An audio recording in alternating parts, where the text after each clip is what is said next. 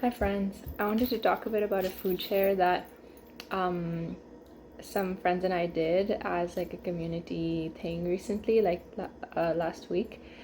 I wanted to share a bit about how the experience was for me personally and a couple of like the lessons learned, and then also provide a little context about why we ran this Ashura food share, and like my background and how that informs that. So, yeah, essentially, we tried to pool some funds to cook meals. Our plan was to cook like anywhere between 15 to 22-ish meals, like around 20 meals. We were like approximately 20 meals. We had $150 in funding, and we got to it.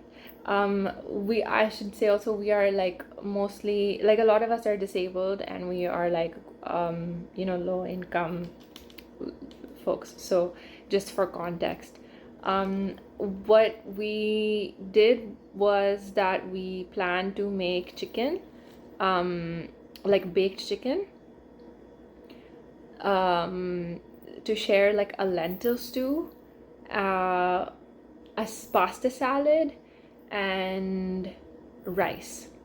And there's a couple of things in there. So one of the thing is, like, as food insecure people, we know that unfortunately, even though it may not be the healthiest thing, sometimes you need to have more carbs in the serving just to like fill yourself up and get through the day. So this is part of why we were like, okay, carbs are good.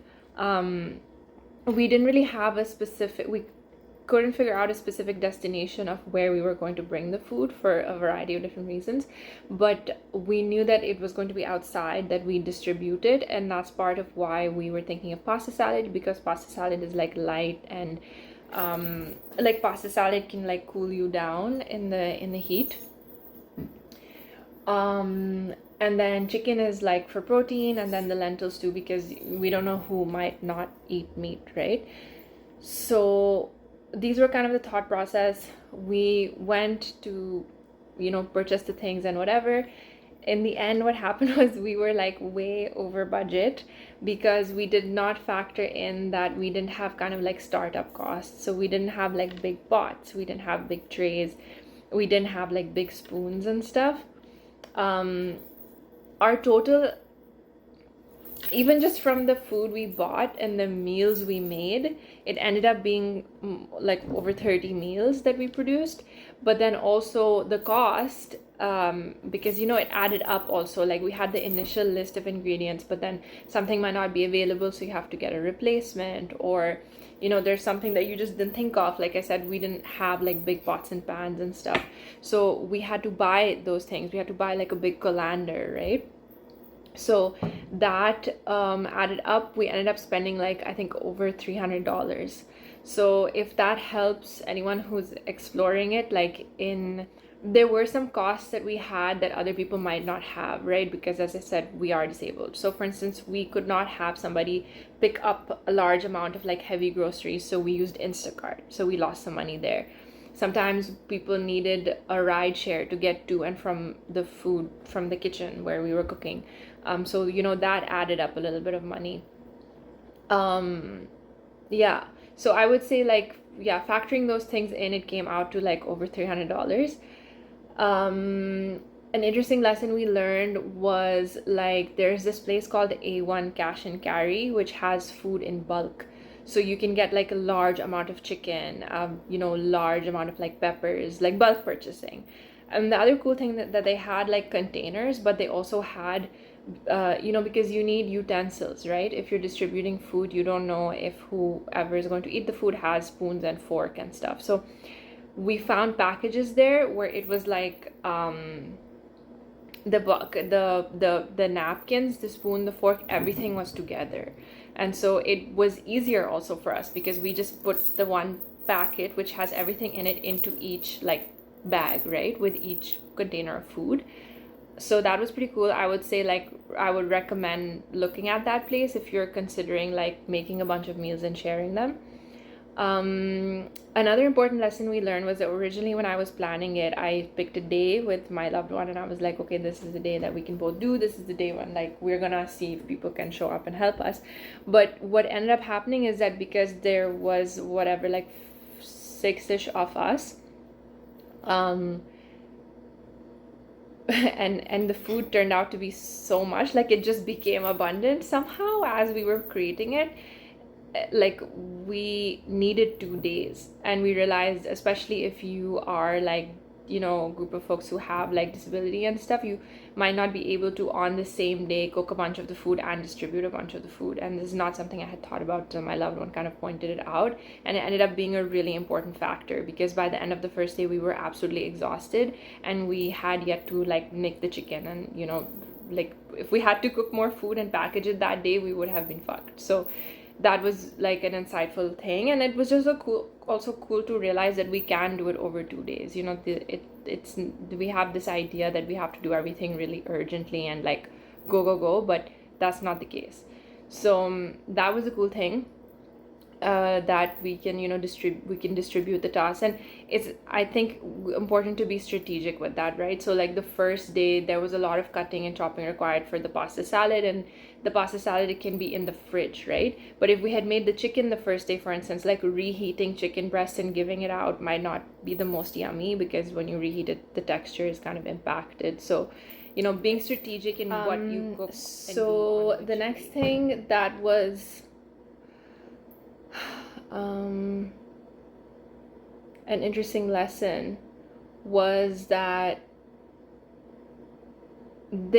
people have different ideas about when they even say like distributing food, right? We may have different cultural practices on how we have always distributed food or how we've always seen food be distributed.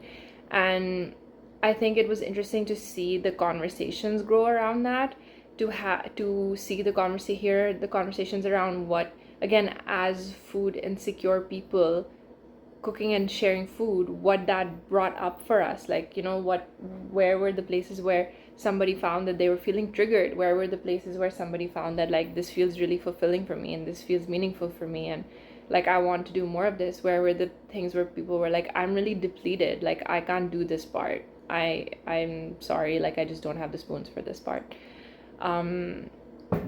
I think those were interesting conversations, especially because they intertwine with what, you know, we want to be distributing and want to be sharing food. We don't want to be like giving food to the needy. Those are very different frameworks from which to be like showing up. Like, you know, one is about solidarity, one is about charity. That's not my original idea, but that's, yeah, the important distinction that you can look up to better understand the different ways of showing up. And yeah, I'm trying to think, what else was there. Yeah, maybe I'll stop there for like the things I learned. I got a bit distracted when the video ended and I had to make a new video. But yeah, maybe now I'll share a bit more about Ashura and like the context, which might also speak more to the different cultural experiences of sharing food. But essentially, like, so I was raised as a Shia Muslim.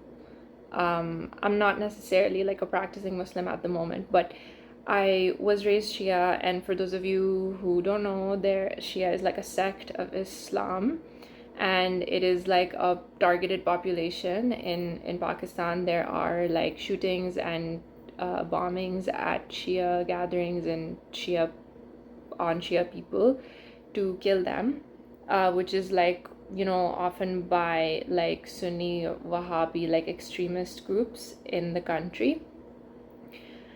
Muharram is a sacred month for Shia specifically. It's the first month of the Islamic calendar, and it's significant because it historically there was a battle between the Prophet Muhammad's grandson and a tyrannical ruler in the land, where the Prophet's grandson refused to pledge his allegiance to that tyrannical ruler, which led to threats where he was like, okay, if you don't pledge allegiance to me, like we're gonna have a battle, and then they small group of people who was, the family and community of the Prophet's grandson, who were hundreds of people, went and fought against an army of thousands of people. They were all killed, like all the men were killed, all the soldiers were killed, and the women and children and disabled people were taken hostage and humiliated. And this is something that like Shias gather at the beginning of every Islamic calendar year in Muharram when this happened, and we remember and retell the stories, and we have mourning practices. And on the 9th and 10th days, throughout the first 10 days, the first 10 days are particularly of ritual and ceremony and prayer and gathering. But especially on the 9th and 10th day, there is a cooking and distributing of food, especially if you have more access to wealth and food. Then you cook the food and you bring it to the Imam Barga, which is the mosque where we go. And obviously there's lots of things to unpack in that, there's lots of things to critique in that, there is reflections on class and so on, that I can't get into right now, especially if you don't have the basic context. But since Shias are hunted, the Imam Bargas are targeted for that, because that's where the Shias gather, especially in those times of Muharram. So growing up, I did experience fear around that, right? Knowing that when I'm going to this place for prayer, that I could be shot or bombed. And I did lose loved ones in that, especially my uncle Kazim is his name. He died in a decade ago in one of the bombings, and a lot of people in my community, people I went to school with, teachers and classmates also have been impacted by this. Either people died or people were permanently maimed and disabled and so on and so forth. So it's interesting because my mom's side is very I come from a tribal people, so my mom and dad are from different tribes, and my mom's tribe is Shia and my dad's tribe is not, which was an interesting upbringing. But since my mom's tribe is very hardcore Shia, so they do a lot for that, and they get killed a lot for that too, which is why how my uncle died. But over the last few years, I've been understanding and reflecting and meditating on how these practices coming down my lineage on my mom's side, even though I may not be very much a practicing Muslim anymore, doesn't mean that I cannot hold on to practice, teach to my kids things that come from those teachings, because ultimately that is my right to practice that in the way that I want. And so I wanted to share that a little bit, because for me, this was the first Ashura, where Ashura is that 9th and 10th day when Ashura means 10, which my loved one taught me who speaks Arabic. But yeah, so 10 meaning the 10th day of Muharram. But yeah, growing up, every year my family would cook halim specifically, which is a meat/lentil stew. But yeah, this year was the first year where I actually felt like I would like to keep this practice going forward. The point of all of this is also to just affirm and share that if you do have practices in your family, even if you may have a complicated history with your religion or even your ancestry, you're allowed to take the practices that are meaningful for you and that represent the person you've become and the things you want to see and build in the world, and to invite your now family, your now community, the people that you do trust, the people who are building worlds with you, into that space to do that in the ways that are meaningful. And for me, I'm learning how much being a Shia has not only impacted but shaped the person that I am, shaped my relationship with courage and with resistance work and with and the spirit of anti-oppression. And again, it's a layered historical event, right? Which we have to hold all the nuances, but we can, like I said, take what we want. So yeah, I think if you I would end this with an invitation that if you have any cultural practices around food, You know, maybe they're embedded into religious things, maybe they're like separate, maybe they're just familial things. I hope that you can feel reflected in the Ashura food share that we did, and you can feel like emboldened to do that in your own communities. I want to say also, like, because I'm disabled, like physical labor is quite hard for me. There was no way for me to have done this without my community and my friends. It's as much their like food share as mine. It's not just mine because of this context. I'm just sharing my context because that's mine to share. But yeah, like having discussions in the group about that too, as I was saying, like even for me and another person who organized this with me, who's also, you know, has a relationship with Ashura, even we had different ideas of how it was going to happen because we also come from different backgrounds, we have different cultures. So even as both, you know, having that shared religious background, we still came to understand as we distributed the food that there were like very core differences in what we experienced and what we were looking for. And they're all beautiful and valid things. I think the last thing I'll say is like one little sweet thing that I like, that I was taught when we gave Niyaz. Niyaz is what we call the food that you have like prayed on and, you know, put that intention of like community and blessing into it, and now you're sharing it with other people. What like so when we would make the food back home in Pakistan, we would package it and then we would go out, and there would be different contexts of sharing the food. Like sometimes you share the food just into the general public, like you just have it with you when you go out, and then sometimes you share the food in the Imam Barga. So you're sharing it with either like other Shias or just people who, because nobody asks you when you're entering the Imam Barga, like, are you Shia or not? So even if you're not, but you're just there for the food, then you can get the food, right? The thing that I was taught growing up, and I honestly don't know if this is like specific to my mom's tribe or specific to the teachings that my parents gave me or what, but the belief was that when you have the food, when you go out with the food, at that point you are supposed to stop thinking to yourself that does this person deserve the food or does that person deserve the food.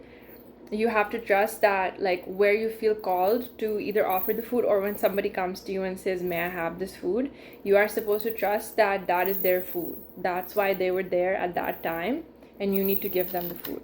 And there could be a lot of critiques of this way of doing it too, which would also be valid, but I also think there's a sweetness about that, and there's a humility to remember that, you know, to decenter ourselves as the decider of who is hungry and who isn't hungry and who doesn't deserve food. This video is running out, so thank you for your time. I hope there was something useful in here for you.